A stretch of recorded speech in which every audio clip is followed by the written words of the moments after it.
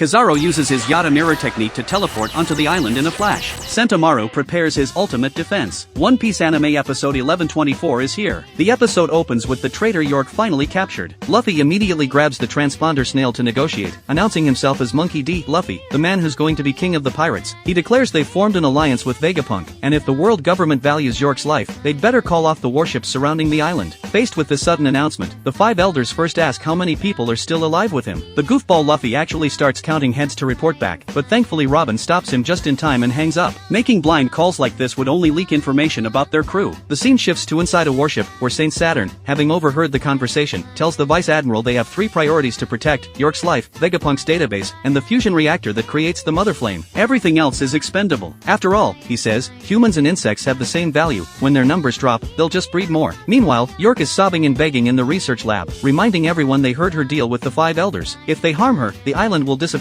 just like O'Hara did. The moment those words leave her mouth, an enraged Nami knocks her out cold. With the traitor dealt with, the crew takes stock of casualties and feeds the government agents who've been starving in the lab. But the agents can't take their eyes off the four trapped Seraphim, still terrified. Vegapunk assures them there's no need to worry about the Seraphim going berserk. The bubble prisons have both sea stone and blast-resistant properties. What puzzles Vegapunk is why S-Snake listened to Luffy and reversed the petrification, since he never programmed her to obey him. Jinbe jokes that S-Snake really is the perfect clone of Hancock, not just physically, but emotionally too. But Atlas brings bad news. Even with communications restored, the Frontier Dome won't open. Turns out York left this failsafe to protect herself. She password-locked everything and didn't share it with Vegapunk's database. Faced with the traitor's scheme, Vegapunk first calls over navigator Nami to randomly choose their escape route using her compass. The direction happens to be northeast toward Elbaf. He then analyzes their situation. Their ship is conveniently docked at the research level, and Vegapunk Force 01 happens to be parked next to the Sunny. He hopes it can take off with enough power to break through the naval blockade while carrying the ship. The downside is it'll crash immediately once it leaves the island's airfield. Frankie says that's no problem. The Sunny can keep flying for a while after leaving the airfield. As long as they get a kilometer out, nobody can catch them. Vegapunk likes the plan. He sends Luffy's group to the research level to move the Sunny to the other side, while he and his two satellites rush to crack the password for the Frontier Dome. What he doesn't know is that while everyone's busy with their tasks, Lucci is secretly reporting their movements to the Navy via transponder snail. When Saint Saturn gets the intel, he immediately dispatches Kizaru to destroy the island's power facilities and orders all forces into combat mode. With everything ready, Kizaru steps onto the deck and activates his Yata mirror ability, teleporting to the island at light speed in a curved path. Sentomaru senses Kizaru's arrival and immediately orders the 50 pacifistas into combat mode. He then takes a solid horse stance, preparing to block Kizaru with his strongest defense. After the blinding flash from their collision, Luffy also senses that someone incredibly strong has landed on the island.